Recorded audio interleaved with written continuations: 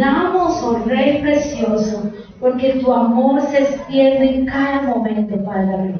Se extiende tanto tu amor, Señor, que estamos en este lugar para escucharte, Señor. Estamos en este lugar para compartir de tu palabra. Estamos en este lugar porque tu amor ha sido tan fiel con nosotros que nos has traído una vez a tu casa para fortalecernos, Señor, para nutrirnos espiritualmente, para ser oidores, pero también hacedores de tu palabra, Cristo de la gloria. Permite que cada palabra que escuchemos nutra nuestras raíces de cristianismo, de nuestra espiritualidad en ti, Padre de la gloria, y que podamos caminar en fe y en convicción, Padre precioso. En el nombre de Cristo Jesús. Amén y amén. Gloria al Señor. Estábamos leyendo con la hermana Marisa en el libro de Hebreos, capítulo 12, amén. Y se llama, tiene un título muy lindo que dice: puestos los ojos en quién?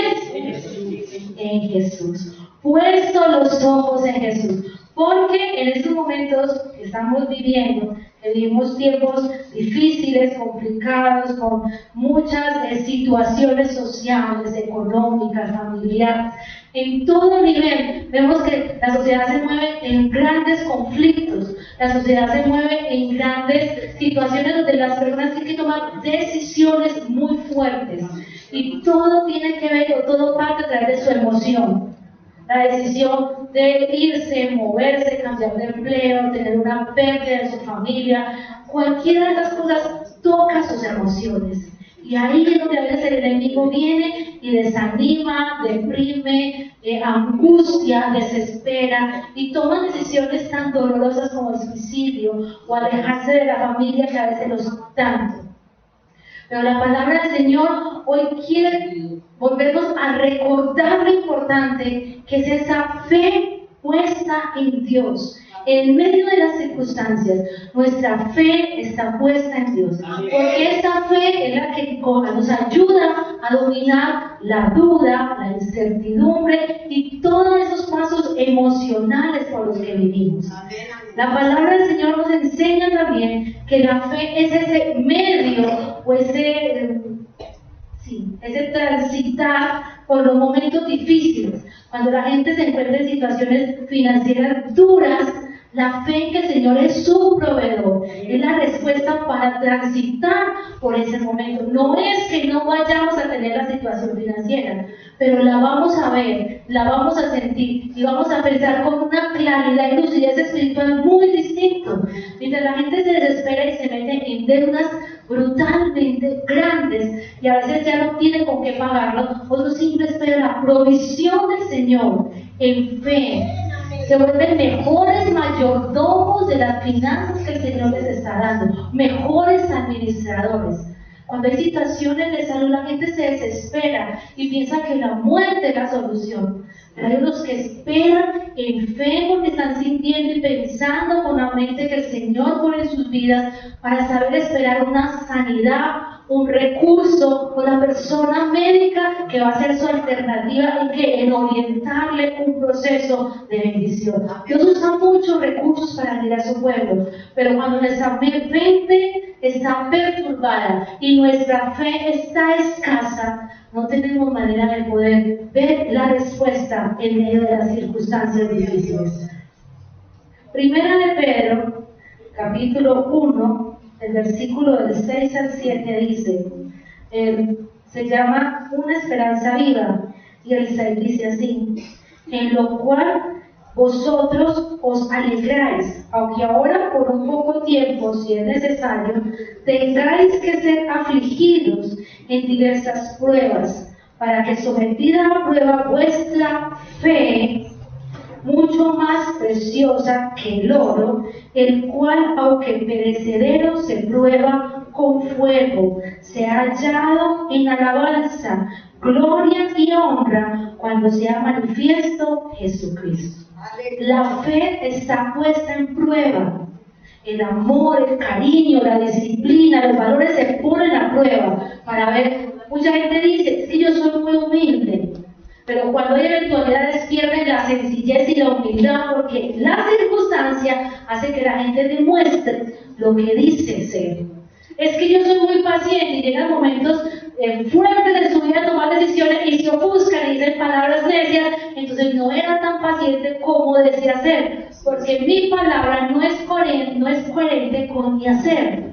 No es que yo soy una persona muy organizada, pero me dices cuándo vas para yo tenerlo todo listo. No soy tan organizado, porque la gente que es organizada siempre está preparada.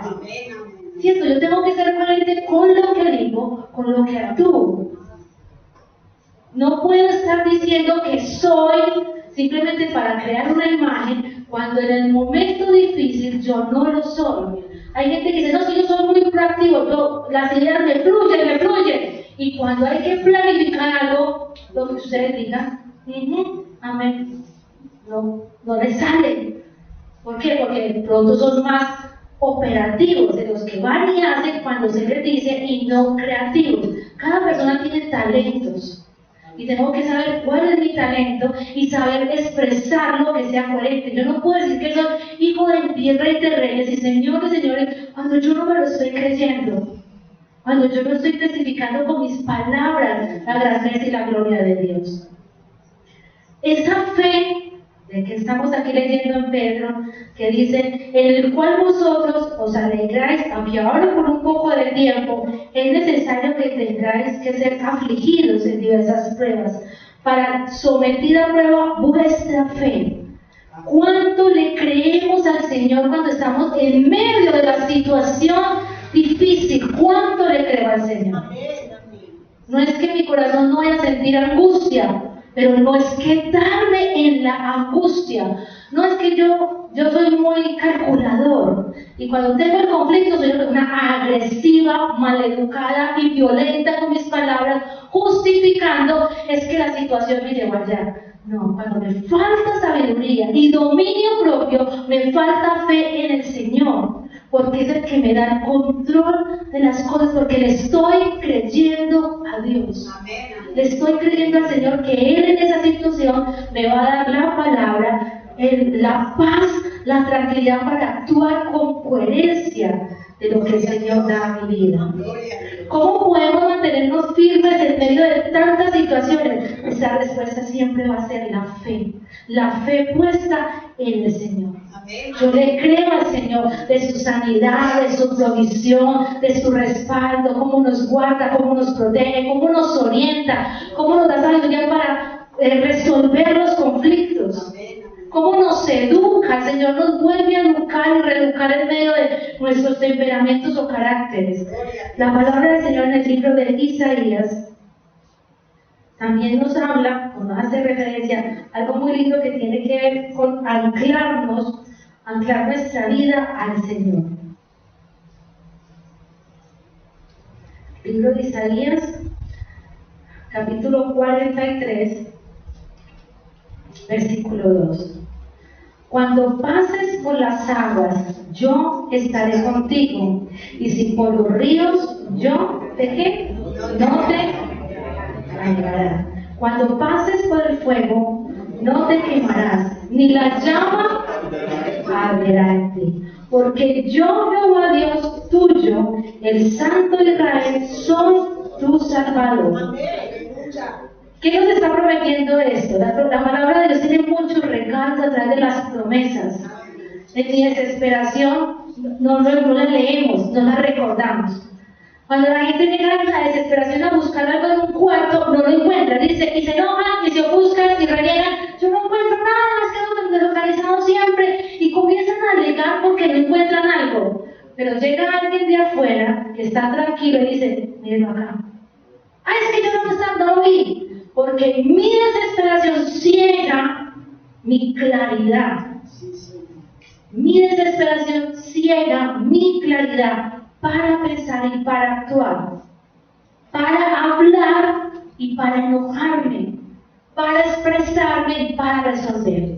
Cuando las personas llegan a ciertas empresas, les hacen una prueba, que es una prueba para mirar cómo resuelven conflictos, y les hacen también pruebas de bajo presión, si son capaces de trabajar bajo presión, porque hay empleos que requieren un carácter apacible para poder resolver ciertas situaciones. Y hay gente que con la primera prueba sale, porque no tienen la capacidad de resolver en medio de las crisis.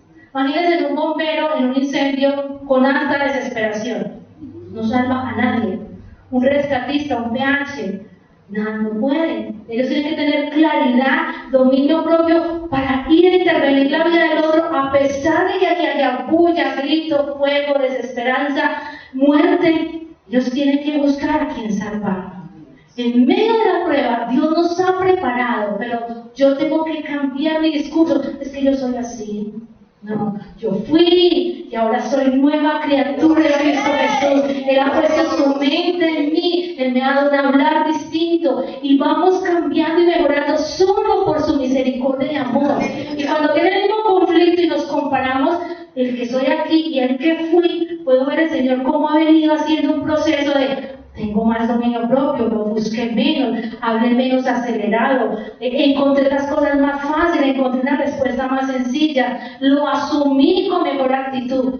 Todo eso lo hace la presencia de Dios. Vuelvo a leer Isaías y lo voy a leer del versículo 1. Ahora así dice Jehová, creador tuyo, oh Jacob, y el formador tuyo, oh Israel. No temas, porque yo te redimí, te puse nombre, mío eres tú. Cuando pases por las aguas, yo estaré contigo, y si por los ríos, no te anegarán.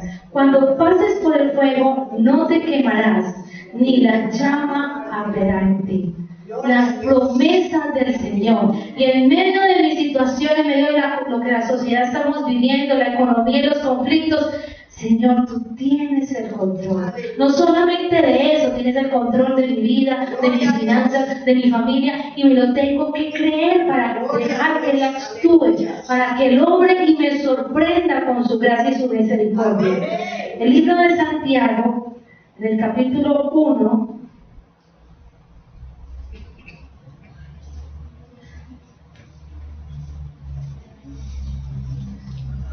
Santiago capítulo 1, versículo del 1 al 6, dice así. Santiago 1, del 1 al 6. Santiago, siervo de Dios y del Señor Jesucristo, de los 12 tribus que están en la dispensación, salud. Hermanos míos, tened por sumo gozo cuando os halléis en diversas pruebas. ¿Han escuchado esta cita? Hermanos míos, tened por sumo gozo cuando os halléis en diversas pruebas, sabiendo que la prueba de vuestra fe produce paciencia. ¿Es la prueba de quién? Suya. Dice que está probando ¿qué? ¿Nuestra qué? Nuestra fe. Nuestra fe que puesta en el Señor, puesta en el Dios que decimos que alabamos y que honramos y que ahorita le cantamos y que nos gozamos. Dice, y sabiendo que la prueba de vuestra fe produce paciencia. Mas tenga la paciencia su obra completa, para que seáis perfectos y cabales, sin que os falte cosa alguna. Dice, completos y cabales, sin que falte cosa alguna. Y si alguno de vosotros tiene falta de sabiduría, ¿qué dice? Desespérese, corra, deprímase, angústiese. Dice que pídala a Dios, el cual da a todos abundantemente y sin reproche, y le será dada. Pero pida con fe, no con duda.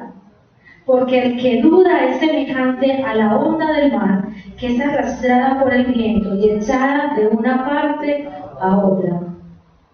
¿Qué hace el Señor?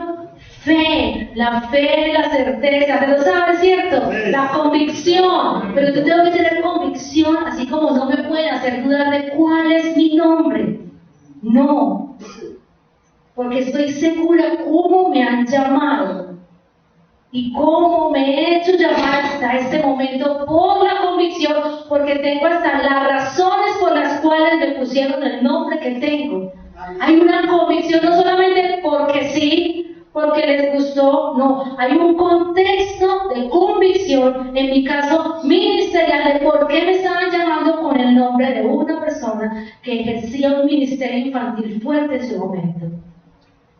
La convicción de que mi segundo nombre es desde el nombramiento del nombre de mi padre. Hay un contexto de que yo sé cuál es mi nombre porque me han dicho de dónde salió. ¿Y por qué nos hacen dudar de la fe en el Señor? ¿Por qué nos hacen dudar que Él es nuestro proveedor? ¿Por qué nos hacen dudar que Él es el que resuelve toda la situación? ¿Por qué nos hacen dudar de nuestra fe en la salud y en los milagros del Señor? ¿Que estamos enfermos? Sí. Pero sabemos que médico de médico tenemos, ese proveedor que nos sostiene en medio del quebranto de este cuerpo, ese proveedor que nos va a sustentar en cada instante, en medio del conflicto de la familia. Él es ese abogado, el que da sabiduría en nuestras palabras para hablar en medio del conflicto, porque en nuestras fuerzas haríamos un montón de cosas hasta ilegales. Pero en las fuerzas del Señor tenemos sabiduría, paciencia, dominio propio, y los frutos del Espíritu Santo se comienzan a ver en aquel que le cree al Señor. Y los frutos del Espíritu son amor, gozo, paz, paciencia, benignidad, bondad, fe, mansedumbre y templanza. Esos frutos se notan. ¿Por qué? Porque le estoy creyendo al Señor en medio de la situación que esté viviendo. La fe también nos trae un valor de obediencia. Abraham obedecía, lo dice Génesis 12, del 1 al 4, la historia de este hombre, obedecía sin saber a dónde iba a ir. Muévete. ¿Y Abraham qué hizo? Se movió. Porque sabía que el Señor no estaba buscando nada malo para él, que estaba buscando muchas cosas buenas para la vida de Abraham. También tenemos a Noé. Noé, ¿cuánto tiempo estuvo construyendo esa arca? 120 años. Y no desfalleció en qué? En obedecer. En Hebreos 11:7 habla sobre esa obediencia de Noé, que obedeció sin ni siquiera ver la lluvia. Él construyó esa arca sin saber que iba a llover. Él no estaba viendo la lluvia, pero él estaba obedeciendo al Señor. Vaya a construir esto con estas medidas. Él dijo, hágale, yo le voy a hacer caso, y por 120 años la construyo y te sigo obedeciendo y te sigo predicando la palabra para que ellos puedan entrar a este espacio a ser salvos. También la palabra nos habla de David en 1 de Samuel 17:45, donde él va, siendo muy joven, más pequeño, a enfrentar a ¿quién? A un guerrero con una gran experiencia en batalla, que era Goliat, y que era un guerrero que ya había amenazado y había amedrentado a su pueblo, a guerreros preparados, los había asustado, los había humillado. Y él, siendo un niño, dijo, yo voy a hacer caso, yo soy un pastor de ovejas, yo las cuido, yo he hecho un par de cosas aquí en el campo, no soy guerrero, no se pudo colocar la armadura porque le quedaba grande, pero él solamente sabía que iba a obedecerle al Señor en fe.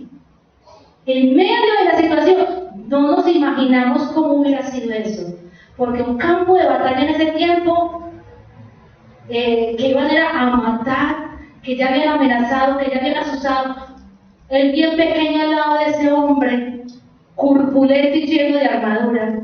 Y ese era un terreno que solamente lo podemos leer y creer que es una fábula, pero fue una historia real donde el Señor bendijo y protegió la vida de un joven por saber obedecer y tener fe en el Señor.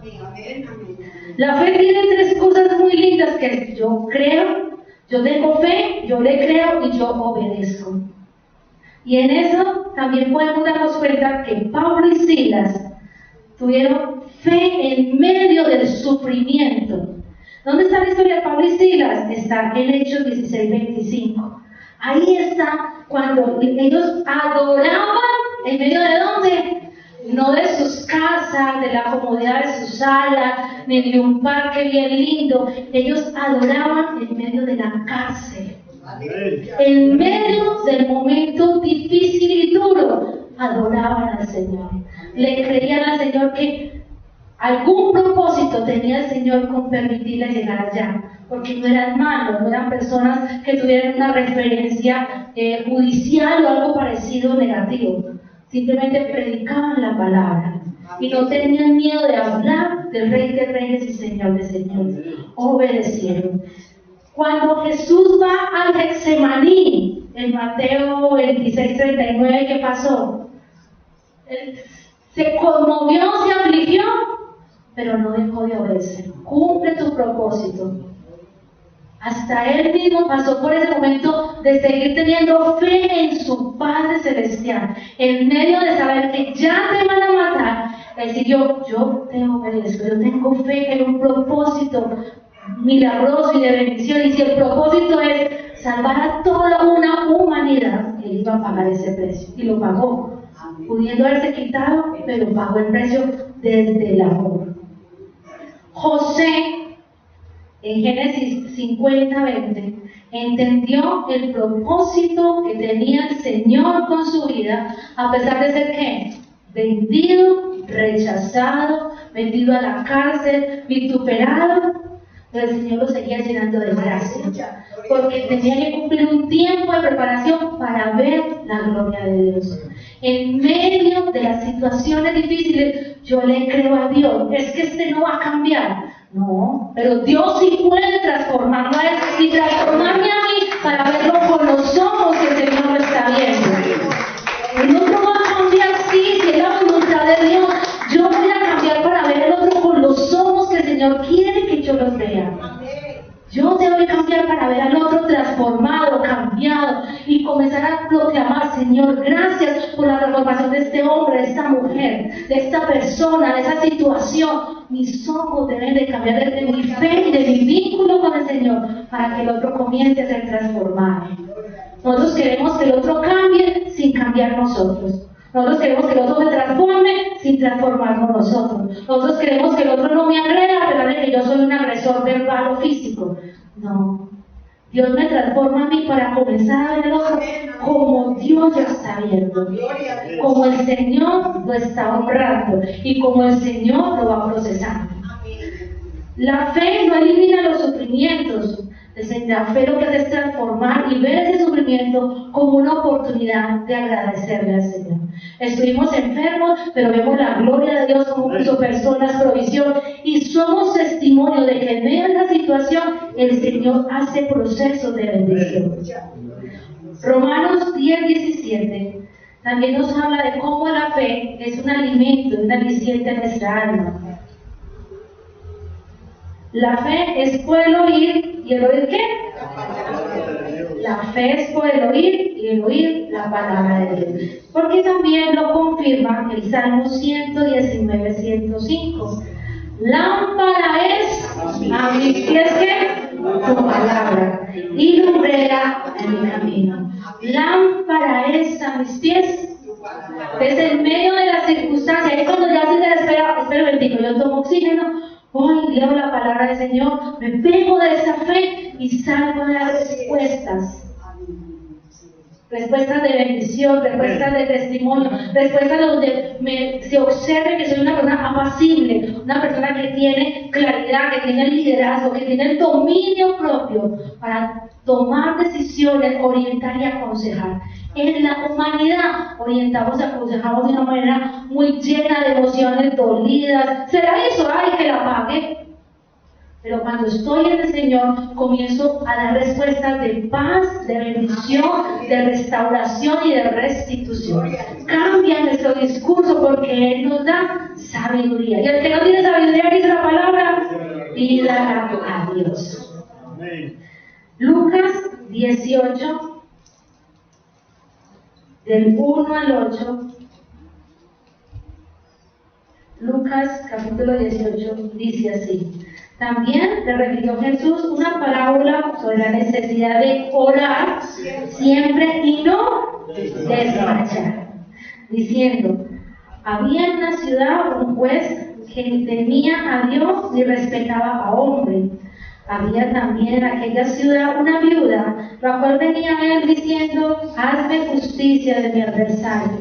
Y él no quiso por algún tiempo. Pero después de esto dijo dentro de sí: aunque ni temo a Dios, ni tengo respeto a hombres, sin embargo, porque esta viuda es molesta, le haré justicia, no sea que viniendo de continuo me agote la paciencia. Y dijo el Señor: oíd lo que dijo el juez injusto.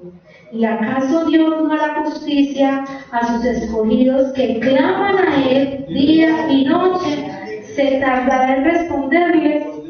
Os digo de pronto, les hará justicia. Pero cuando venga el Hijo del Hombre, hallará fe en la tierra. Hallará fe. La fe lo que es que usted venga a la casa de Dios para poner sus cargas y sus luchas. La iglesia no te soluciona el problema. La iglesia te acompaña a que crezcas en la fe para que tengas sabiduría y sepas resolver las situaciones que llegan a tu vida. Eso es lo que hace.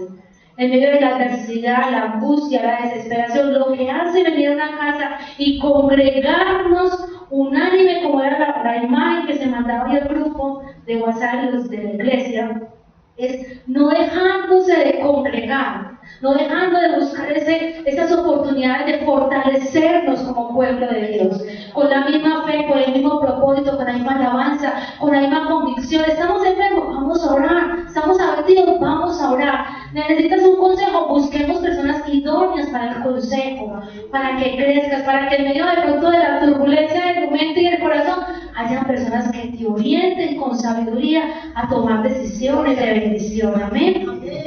Ahí donde dice Hebreos, la cita de congregarse, Hebreos 10, 24, habla acerca de eso, amén, de congregarnos, de buscar esas oportunidades de fortalecernos como pueblo de Dios, de saber que el Señor ha hecho cosas preciosas en nuestras vidas.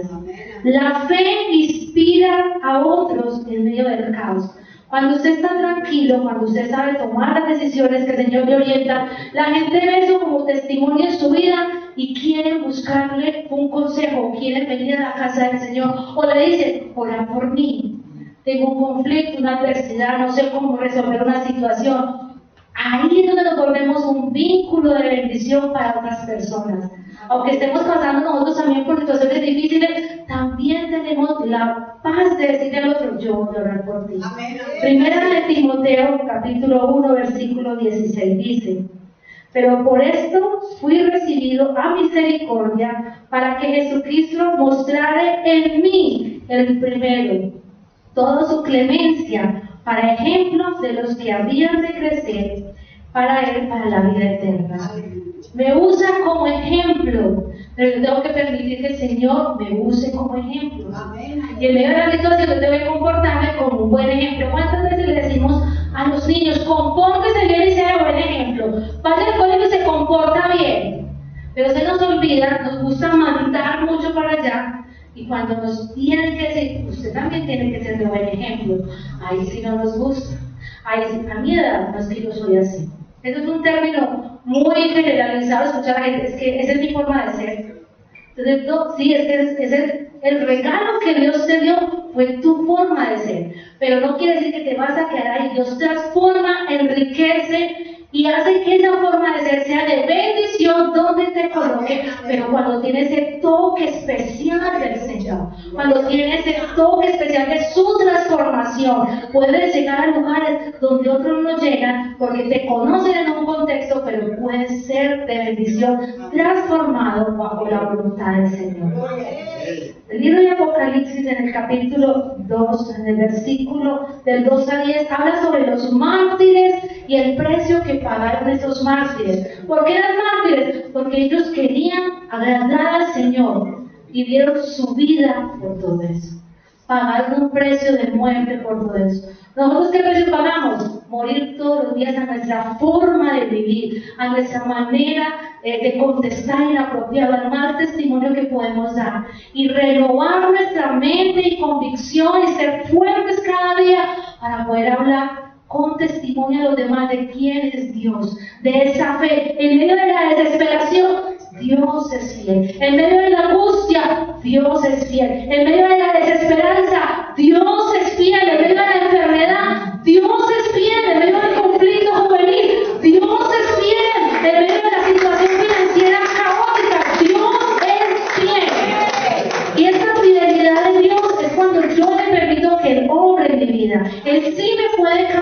Él sí me puede transformar, Él sí me puede usar, pero yo tengo que querer y permitir que el Señor obre para honrar mi vida.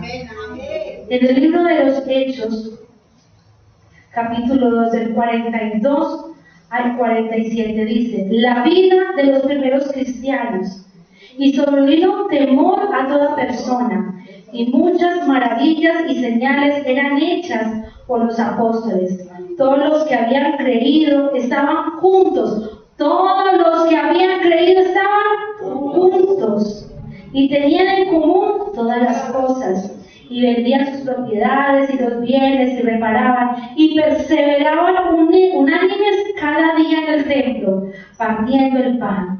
Y el 47, alabando a Dios y teniendo favor por todo el pueblo, y el Señor añadía cada día a la iglesia más salvos. La unidad del pueblo en medio de la situación, cuando se les dice un ayuno, y no solamente aquí, hablamos en general de todas las iglesias, cuando se hacen vigilias o cuando se hacen estas actividades, hoy aquí, es que cuando es festivo no vienen a la iglesia.